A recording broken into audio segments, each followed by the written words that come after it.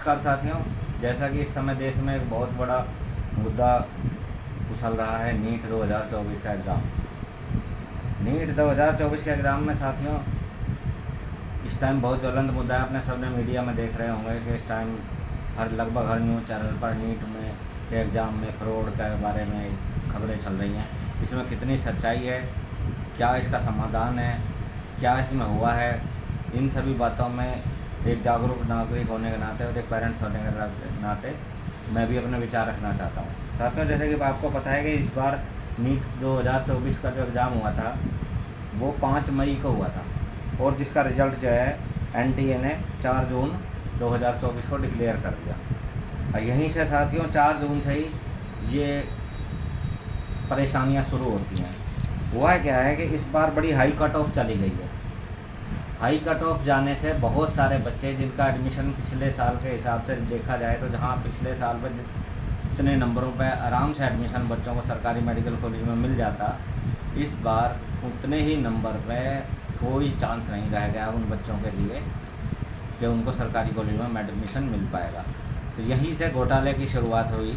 ऐसा लगता है कि जैसे बहुत बड़ा घोटाला हुआ हो, पर इसमें साथियों बहुत सारी सिस्टम चेंजेस हैं, बहुत सारी दिक्कतें हैं और जिनका मैं भी खुलासा करना चाहता हूँ, जो भी मैंने भी कई दिनों से मैं इस पर नज़र रखे हुए हूँ। आप ये देखिए कि इसमें नीट एनटीए वालों ने इस बार क्या किया है कि कुछ जगहों पे लेट पेपर शुरू हुआ था और लेट पेपर शुरू होने की वजह से बच्चे कुछ 10 मिनट 15 मिनट लेट हो गए कहीं। तो ऐसे बच्चों ने जब शिकायत करी एनटीए से, तो एनटीए की कमेटी बैठी और उन्होंने निर्णय लिया कि भाई ऐसे बच्चों के लिए क्या किया जाए। उन्होंने शिकायत की, जी हमारा पेपर 10 मिनट लेट शुरू हुआ, हमारा पेपर 15 मिनट लेट शुरू हुआ। तो एनटीए ने इस बार उन बच्चों को बजाय एक्स्ट्रा टाइम देने के बजाय, क्योंकि उनके पास ऐसा कोई प्लानिंग थी नहीं कि वो बच्चों को एक्स्ट्रा टाइम उस टाइम दे के वो मामला वहीं रफा दफा कर देते या थोड़ा टाइम बढ़ा देते उन बच्चों का, तो ऐसा तो एनटीए ने किया नहीं। पेपर तो उसी टाइम पर उन्होंने बच्चों से ले लिया।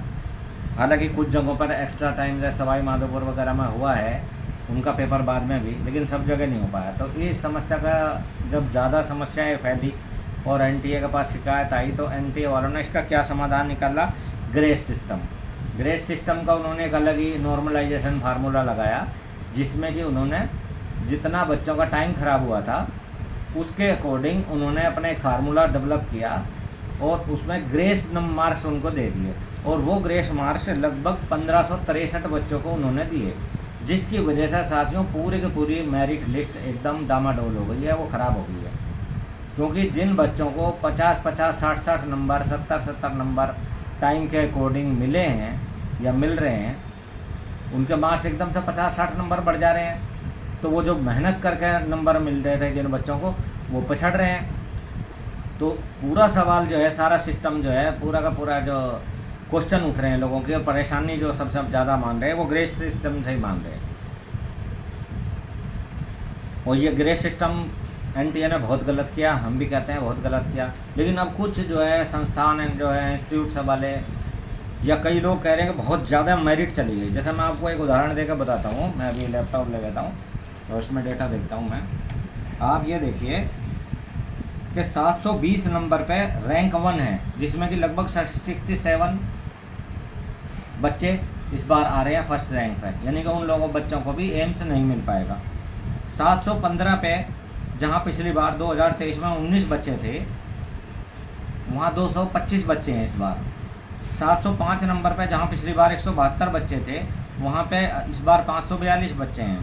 700 नंबर पे 347 बच्चे थे, जहाँ पे वहाँ पे इस बार 2250 बच्चे हैं। और ये देखो, ये ट्रेंड एकदम बढ़ता जा रहा है। 685 नंबर पे पिछले साल 1284 बच्चे थे, इस बार 6777 बच्चे हैं। 675 पे 2356 बच्चे थे, जो कि इस बार 11600 बच्चे हो गए हैं। 665 मार्क्स पे पिछले साल 3893 थे, तो इन 3893 को एडमिशन आराम से मिला था। लेकिन इस बार 665 पे 17800 बच्चे पहुंच गए, जिससे उनका एडमिशन बहुत मुश्किल हो गया। ऐसी 630 वाले बच्चे पिछले साल 14184 थे, जो इस बार 48600 हो गए हैं। और 615 वाले 21102 बच्चे थे, जहां पिछले साल इस बार वो 65,000 बच्चे हो गए हैं। और 605 नंबर पे जो है पिछले साल 26,485 बच्चे थे, वो इस बार 76,000 बच्चे हो गए हैं जिनको एडमिशन मिलना नामुमकिन हो गया है। यही सबसे बड़ी समस्या हुई है। तो कुछ इंस्टीट्यूट वाले ये डिमांड कर रहे हैं कि रीनीट होना चाहिए, मतलब ये पूरा एग्ज़ाम दूसरा होना चाहिए, डबल होना चाहिए दोबारा फिर से। साथियों, आप सोचिए कि 350 करोड़ रुपए के करीब लगभग इस पेपर में खर्चा आया है, और नीट कोई ऐसी ख़राब एजेंसी नहीं है कि वो बिल्कुल रद्दी एजेंसी है। हाँ, उन्होंने ये जो ग्रेस वाला सिस्टम किया है ये उनकी गलती है, जिसका खामियाजा हम लोगों को सबको भुगतना पड़ रहा है। तो हम क्यों ना ये डिमांड करें कि भाई री नीट ना पूरा करा के सिर्फ इन जो 1563 बच्चों को जो ग्रेस मार्क्स दिए गए, इनसे पूछ लिया जाए कि भाई आप लोग क्या चाहते हो। अगर आप लोग अपने मार्क्स बिना ग्रेस के चाहते हो तो बिना ग्रेस के रखवा लो, नहीं तो री अटैम्प्ट करना चाहते हो तो इन 1563 बच्चों का आप री एग्ज़ाम ले लो, बाकी लोगों को क्यों सफ़र करवा रहे हो। रही बात ये जो हाई मेरिट की है, तो साथियों एक आप इस चीज़ पर ध्यान दीजिए कि इस टाइम 2000 ये जो लॉकडाउन आया है उसके बाद से एजुकेशन की रीच कितनी बढ़ गई है। सारे कोर्स ऑनलाइन हो गए हैं। जो बच्चे गांव से निकल के किसी एडमिशन नहीं ले पाते थे शहरों, छोटे शहरों में, या मध्यम वर्गीय परिवार के बच्चे, जैसे हमारे जैसे परिवार के बच्चे भी एक बड़े इंस्टीट्यूट में 1-2 लाख रुपए फीस दे के खर्च करके अपने बच्चों का एडमिशन कराना जिनके लिए संभव नहीं था, ऐसे माँ बाप भी अपने बच्चों को नीट की तैयारी करवा रहे हैं। उसका रीज़न क्या है कि उनको 5-5, 7-7 हज़ार में ऑनलाइन कोर्स मिल रहे हैं, एक से एक बेस्ट टीचर मिल रहे हैं पढ़ाने के लिए। तो मेरिट तो हाई जानी थी। और पिछले साल जिन बच्चों का एडमिशन नहीं हुआ था, जो थोड़े मार्क्स से रह गए थे, वो भी हज़ारों बच्चे इस बार फिर दोबारा री अटैम्प्ट किया उन्होंने, तो उन बच्चों का भी लाजमी मेरिट बढ़नी थी। तो मेरिट बढ़ना ये स्वाभाविक है, इसमें आप लोग शॉकिंग ना हो।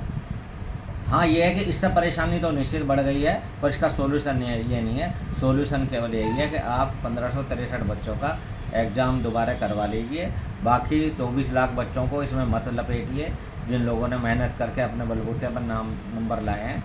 और इसमें अफसोस की बात है कि जिन बच्चों का एडमिशन नहीं हो पा रहा, लेकिन अब उसमें क्या जा सकता है। अगर मेरिट हाई जा रही है, अगर बच्चे मेहनत कर रहे हैं, इंस्टीट्यूट वाले मेहनत कर रहे हैं, एजुकेशन की रीच बढ़ गई है, 5-5, 7-7 हज़ार में बच्चे पूरे साल ऑनलाइन बढ़िया टीचरों से क्लास ले रहे हैं, और उसमें मेरिट बढ़ गई, तो इसमें नीट के एग्ज़ाम की कोई गलती नहीं है, ना एनटीए वालों की। एनटीए वालों की एक गलती है ग्रेस सिस्टम की, वो उन्हें सुधारना चाहिए।